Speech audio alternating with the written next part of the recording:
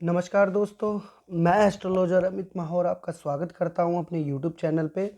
और आज फिर से एक और वीडियो लेके उपस्थित हुआ हूं मैं आपके सम्मुख। आज बात करेंगे हम चंद्र पर्वत के बारे में। चंद्र पर्वत के बारे में जो कि बनने वाला होता है हमारे मंगल और बुध पर्वत के बिल्कुल नीचे, ये वाला हिस्सा जो होता है हमारा चंद्र पर्वत कहलाता है। इस चंद्र पर्वत को बहुत बड़ा एरिया मिला हुआ है। क्या वजह है, क्यों इसको बड़ा एरिया मिला है, और एडवांस, ओवरलोड और अगर कम होता है तो इसका प्रभाव क्या पड़ने वाला है व्यक्ति के स्वभाव, नेचर और व्यापार पे। तो आइए जानते हैं। आगे बढ़ने से पहले आपसे विनम्र निवेदन है दोस्तों, मेरी वीडियो को लाइक करें, सब्सक्राइब करें और कमेंट करना ना भूलें। वीडियो को पूरा देखें ताकि आपको एक एक पॉइंट समझ में आ जाए। तो ये वीडियो मेरी थोड़ी सी बड़ी इसीलिए बनती है क्योंकि मैं हर पॉइंट को कवर करके चलता हूँ। मैं एक एक पॉइंट को आसानी से समझाने की कोशिश करता हूँ आपको। और आने वाले आगे वीडियो में इन्हीं पर्वतों पे बनने वाले चिन्हों के बारे में, निशानियाँ जो साइन होते हैं उनके बारे में भी पूरी डिटेल से आपको बताऊंगा। तो चलिए आगे बढ़ते हैं। आज बात करेंगे हम चंद्र पर्वत पे। ये जो मणिबंध के ऊपर जो हमारा एरिया देखा गया है, ये वाला, इसको हम चंद्र पर्वत कहते हैं। और चंद्र पर्वत का भार जितना अच्छा होता है हमारा, सुंदर दिखेगा, उभरा हुआ दिखेगा। चंद्र पर्वत का भार हमारा जितना उभरा हुआ होगा उतना अच्छा ही दर्शाता है। जैसे समझिए किसी का अगर उभरा हुआ है, विकसित है, इस तरीके से है, अगर एक ये हो जाता है और एक ये बिल्कुल ऊपर की तरफ उठा हुआ होता है, एक ऐसा होता है, और एक बिल्कुल प्लेन सा या नीचे से दबा हुआ भी हो सकता है। ये हमारा अच्छा नहीं माना गया है, ये ज़्यादा ये अच्छा माना गया है, लेकिन ये ज़्यादा अच्छा माना गया है, विकसित। और ये अगर हो तो इसके क्या प्रभाव है, अच्छा और गलत दूने प्रभाव देता है, इसके बारे में बात करेंगे। जिसका भी अच्छा होता है, विकसित होता है, वो मन का बड़ा शांत व्यक्ति होता है। किसी से बहस करना या तर्क वितर्क में पड़ना उसको बिल्कुल पसंद नहीं। अपने स्वभाव को बिल्कुल, अपने मन को बिल्कुल शांत तरीके से रखने वाला, हर किसी से सहनशीलता से बात करने वाला स्वाभिमानी व्यक्ति होता है। हर कोई व्यक्ति ऐसे व्यक्तियों से जो शांत रहते हैं उनकी बातों को सुनते भी हैं। ऐसे व्यक्तियों की बात जो समाज है, सामाजिक, ऐसे व्यक्ति जुड़े भी होते हैं सामाजिक कार्यों से भी। और विपरीत लिंगी जो होते हैं इनकी तरफ ज़्यादा आकर्षित होते हैं, और मान सम्मान भी मिलता है इनको समाज में, क्योंकि इनके मन की वजह से हर किसी से एक सरल तरीके से मिलना, उनका मान सम्मान करना और अपना मान सम्मान बढ़ाना दोनों इनको आता है। माता के प्रिय होते हैं ये, माता से बहुत प्रेम होता है इन लोगों को। माता के बारे में समझ लीजिए आप। एक ऐसा व्यक्ति भी होगा जो अपनी धरती माँ से भी प्यार करता होगा, और उसके अंदर भी ये स्वभाव देखा जाएगा जो अपनी माँ से भी प्यार करेगा। तो माँ और बेटे का रिश्ता काफ़ी अच्छा होगा। कई बेटे, अगर इनके 3-4 भाई भी हैं, तो उनका अधिक प्रेम होगा अपनी माता के प्रति, और माता का भी उनके प्रति बहुत प्रेम होगा। ऐसे व्यक्तियों के पास भूमि, भवन और घरों की कोई कमी नहीं होती।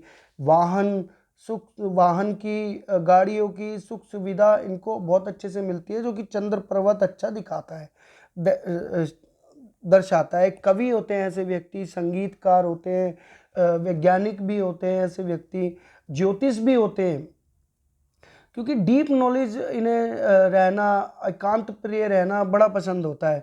सम्मानित होते हैं, प्रकृति से प्रेम करने वाले होते हैं। प्रकृति से प्रेम करने का मतलब है पेड़ पौधे, जानवर, इनका ये ऐसा मन होता है कि किसी के बारे में किसी का अहित नहीं चाहते। ये व्यक्ति अपने लाभ के लिए दूसरों का फायदा उठाना बिल्कुल भी नहीं आता है इनके अंदर। खुद अपना फायदा उठवा लेंगे लेकिन अपना, दूसरों का फायदा नहीं उठाते, अपने मतलब के लिए। स्वाभिमान, ऐसे व्यक्तियों को तभी भी स्वाभिमानी कहा जाता है। तो अगले चैप्टर पे आते हैं, अगले पॉइंट पे हम कवर करते हैं अब अति विकसित, जिसका उभार अधिक हो। तो ऐसे व्यक्ति क्या होते हैं, ऐसे व्यक्ति मन के बड़े चंचल होते हैं, क्योंकि उनके अंदर चंचलता और शरारत एक बहुत होती है, जो कि दूसरों से काम निकालना या एक चालाकी का रूप भी ले लेती है। और अच्छा, इनके इस कवर में, इस टॉपिक में कवर करना भूल गया मैं, इनको लिक्विड कैश की कमी कभी नहीं रहती। लिक्विड कैश मतलब बोले तो डेली की जो इनकम जनरेट होती है इनके पास, हाथ में पैसा हमेशा रहता है। ऐसा नहीं कि आज कम है तो परसों इनके पास बिल्कुल पैसा नहीं है। इनके पास पैसा रेगुलर रहता है, लिक्विड कैश की तरह, जो पानी की तरह चल एक धारा बहती रहती है पैसों की। इनके जो अगर अच्छा चंद्रमा होता है तो। अब इनकी बात करते हैं हम ओवरलोडेड की, तो मन के बड़े चंचल होते हैं, मैं बता ही रहा था आपको। माता के भी प्रिय होते हैं, लेकिन माता से भी ये फायदा उठाने से नहीं घबराते, मतलब परस्त व्यक्ति होते हैं। मनी पैसों की कोई कमी नहीं होती, क्योंकि इनकी अगर चंद्रमा उभरा हुआ है तो समझ लीजिए जो पुरखे हैं, जो इनका अ, जो पूर्वज होते हैं, उनकी दिया हुआ धन संपत्ति ये भोगते हैं। और घर भी अच्छा होता है रहने का, वाहन के सुख भी मिलते हैं। वाणी के कठोर थोड़े से होते हैं, क्योंकि चंचलता की वजह से बड़े प्यार से ऐसे बात करने वाले होते हैं। ऐसे व्यक्तियों को कईयों को देखा होगा आपने कि कुछ व्यक्ति ऐसे होते हैं जो कड़वा बोलते हैं, लेकिन कुछ व्यक्ति ऐसे बोलते हैं जो कड़वा तो बोलते हैं लेकिन बोलते बड़े सरल तरीके से, जिसका व्यक्ति को बुरा भी नहीं लगता और उनकी बात भी मान लेते हैं। ये अपना काम निकलवाना अच्छे से जानते हैं। ऐसे व्यक्तियों को ना ज़िंदगी में किराए की इनकम बहुत सूट करती है। किराया खाना ऐसे व्यक्तियों को, मतलब जो पुरानी ज़मीन जायदाद है उनका किराया उनको आता है, और ऐसे व्यक्ति उनसे फल फूलते भी है, ये उनको इनकम फलती भी है, बरकत भी होती है। ऐसे झगड़ालू भी होते हैं व्यक्ति, पैसों के चक्कर में आए दिन से झगड़ा होता रहता है। थोड़े से अकड़ू होते हैं, लेकिन दिखावा नहीं करते, दिखाते नहीं है अकड़। और सामने वाले को इज्जत तो करते हैं लेकिन अपने मतलब के लिए, लेकिन उसको बुरा कभी नहीं कहते, क्योंकि अपना मतलब पूरा करना है। कुछ व्यक्ति होते हैं जो बुरा भी बोलते हैं और मतलब भी पूरा करते हैं, ये उन्हें हमेशा अपने साथ रखते हैं इस तरह के। अब बात करते हैं निम्न स्तर के बारे में, जिसका भी इस तरीके से सपाट होता है या नीचे दबा हुआ होता है हमारा ये पर्वत, चंद्र पर्वत जो है। अगर ये नीचे दबा हुआ होगा बिल्कुल, या भद्दे भद्दे निशान होंगे, तो उससे क्या होगा, ये जो व्यक्ति होगा वो चिड़चिड़ा बहुत होगा, और एक तरह से डिप्रेशन के हालात उसकी लाइफ में होंगे। छोटी छोटी बातों को दिल पे ले लेना, मित्रों की, अपने घर वालों की, अपने भाई बहनों की, माता पिता की, इवन जहाँ ये काम करते हैं वहाँ पे रहने वाले व्यक्ति, कलीग, जो भी है संस्थानों से जुड़े हुए, उनकी बातों को इतना डीप मजाक को भी ले लेना कि उस बात को बहुत आने वाले आगे समय तक ध्यान में रखते हैं, और उस बात को एक नासूर में बदल देते हैं। जख्म को नासूर में बदलने का काम करता है वो, इनका ये वाला स्वभाव। इस वजह से ये एंजाइटी के शिकार भी होते हैं। दूसरों की समस्या अगर सुनेंगे तो समझिए वो अपनी समस्या बताने इन्हीं के पास ही आएगा ज़्यादातर, ये देखेंगे। इन्हें हर कोई अपनी समस्या बताएगा, ये अपनी समस्या किसी को नहीं बताएंगे। इन्हें जैसे ही कोई अपनी समस्या बताएगा वो उस समस्या को अपनी समझ लेंगे और डिप्रेशन में चले जाते हैं बेमतलब में। ऐसे ही तो इनका स्वभाव होता है। अब घबराते बहुत हैं ये, डिसीजन मेकिंग पावर नहीं होती। घर अच्छा नहीं होता, सीलन पड़ी होती है, घर के अंदर दीवारों पे सीलन होती है, और जो घर होता भी है तो कच्चा पक्का सा होता है।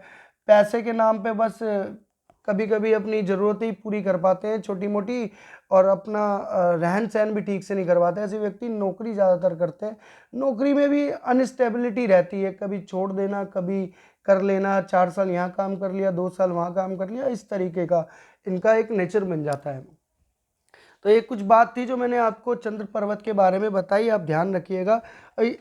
आगे बात करेंगे हम चंद्र पर्वत पे बनने वाले निशानों के बारे में।